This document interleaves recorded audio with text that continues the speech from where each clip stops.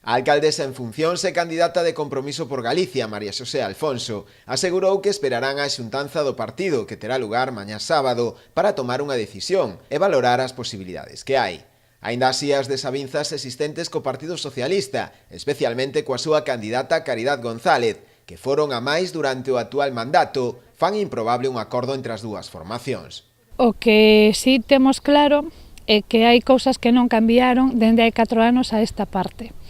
E o que non cambiou é a nosa idea do que pode ser un goberno municipal ou do que vai a ser un goberno municipal liderado pola portavoz do Grupo Socialista por Caridad González. E entón o que si eu teño claro é que se de min depende, Caridad González non vai ser a alcaldesa de Muros. Eso teño claro. Logo, como digo, decidiremos entre todos, pero a miña postura persoal é que se de min depende, Caridad non vai a ser alcaldesa de Muros en este mandato que ven. María Xosé Alfonso tampouco descarta seguir como ata o de agora, que a súa formación siga gobernando en minoría, cunha situación no concello moito máis favorable que hai 4 anos. Se fomos capaces de aguantar estes 4 anos, que era algo que ninguén daba por feito, pois igual é que non nos coñecían o suficiente,